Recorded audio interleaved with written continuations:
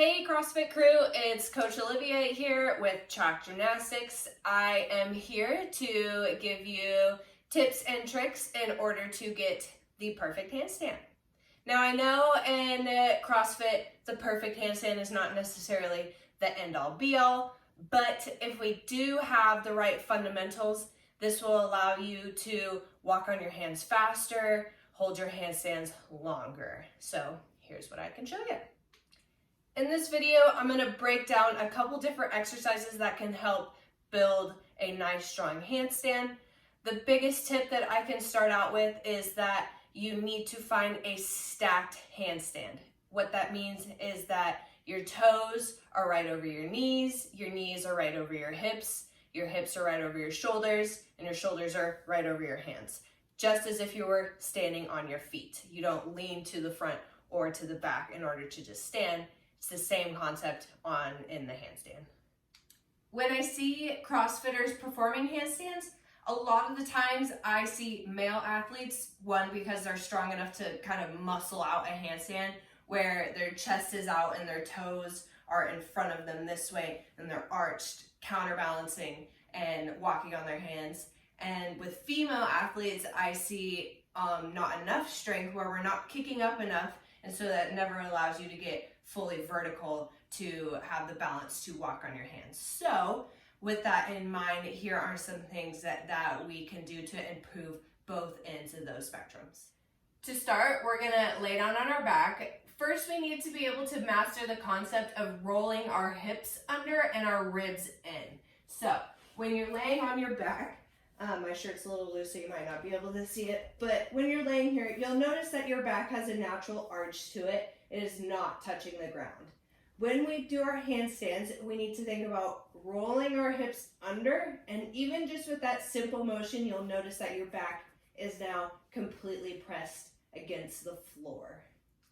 Before you try any handstands, before you try putting your hands on the ground and feet in the air, make sure that you are able to do that strongly. You understand the difference between a relaxed back and hips and the act of rolling your hips under.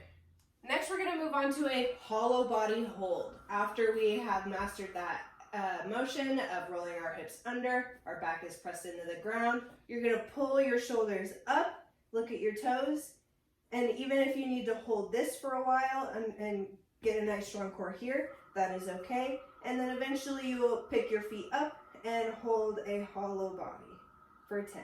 1, 2, 3, 4, 5, 6, 7, 8, 9, and 10. Even as a gymnast myself, I find my core shaking. It is challenging to hold. So if you need to do that assisted, that it will look like this. So even with my knees up in the air, I feel my back is off the ground. So I'm going to roll my hips under, look at my shoulders, and pick up my feet like such. And then from here, just work your feet out into a straight body. If you need it to be more challenging, start with your hands up in the air. Make sure that before you pick your hands and feet up, that your back is in the ground, and lift with the hands above your head. Some of you may find those movements very easy. Others may find that really challenging. So before you move on, just make sure that those exercises are nice and strong. Moving on to the next progression, you're going to need something about shoulder height. I'm going to use the back of the couch. From here, we're going to do a pike handstand. So this is basically mastering our hands and shoulders, our shoulders being over our hands. So start in a downward dog position and put your feet up on the edge of the couch. Right here, my knees are bent. Try and get them straight and look up at your hands. And notice how my butt is right over my shoulders and hands. Try and walk them in if your hamstrings will allow. If you need to bend your knees, that is okay. Hold this for about 10 seconds. Rest. Keep trying that. I'm going to do that one more time and show you some things that you do not want to do. So, one, when we push up, Make sure that our head and our shoulders aren't out like this. They are tucked in, and my ears are covered. Once you get your head or your bottom and feet up, make sure that you're not looking at your hands by having your head out. Keep them in between your arms and just look through your arms with your eyes looking upward.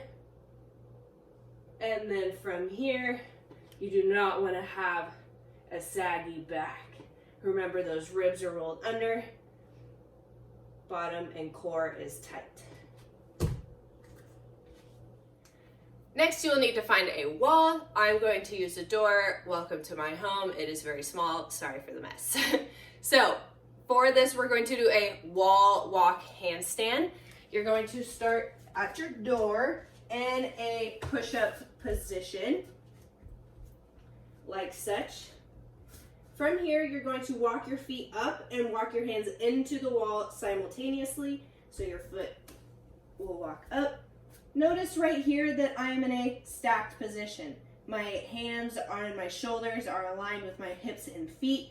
My shoulders are not out like this. My bottom isn't out. You should be a nice plank. Use the shoulder muscles to walk all the way up to a vertical handstand. From here, kick your feet out and try and hold without the wall. Go back down to the wall. Maintain a stacked position and back to the push-up position. Again, my shoulders are right over my hands. From here, in order to gain more strength, add a push-up and walk back up. If you do not feel comfortable kicking away from the wall yet, that is totally okay. Just hold the handstand for about 5 seconds and walk back out.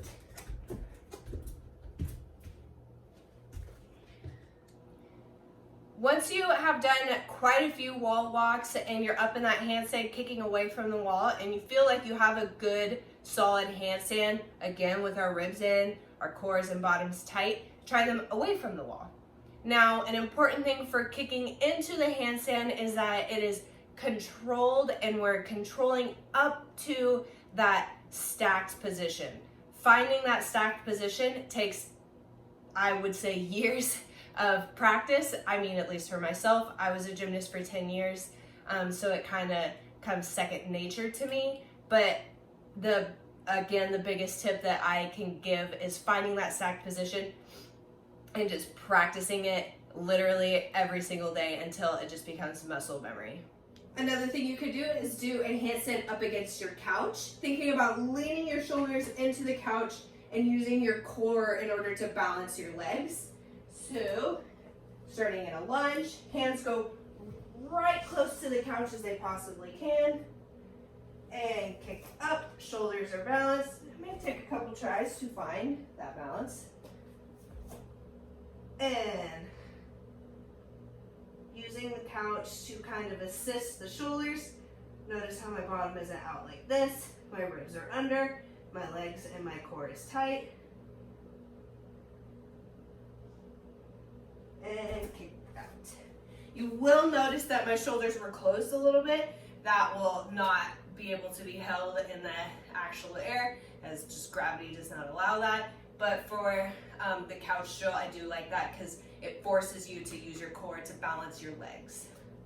Instead of walking your belly up to the wall, this time we're gonna kick with our back to the wall. I have limited space right here, so I'm gonna have to tuck my leg under in order to get up. Again, I don't recommend doing this, but I have to because I don't have a lot of space. So you're gonna start, in gymnastics, what we call a lunge. Your dominant leg is in front, your arms are up, ready to prepare to go down to the floor. The best thing to do is when your hands go down to the floor, your foot goes up. This is what we call a lever in gymnastics. So we're ready to go. I have to kick my foot. Hands go down, foot goes up. I had to muscle that a little bit. And then we're just finding this position. Again, try and kick your feet off. Hold without. Then to come down, you split by putting that dominant foot back down to the floor. Again, when your hands go up, your foot goes down. And finally, I will go ahead and show you the finished product of the handstand without the wall. You're starting in the lunge, lever in, handstand, split and come out.